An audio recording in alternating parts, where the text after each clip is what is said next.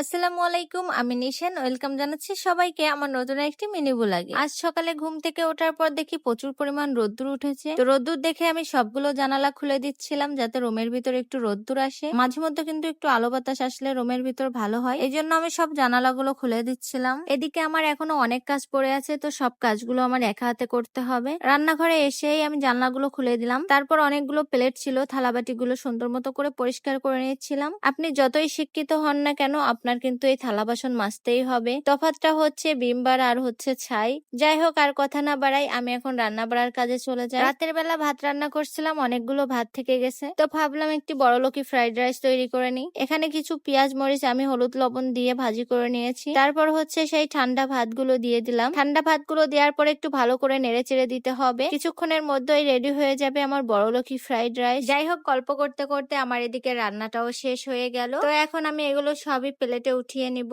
তো দেখা হচ্ছে নতুন ভিডিওতে। আজ বিদায় নিচ্ছি এখানে। আল্লাহ হাফেজ।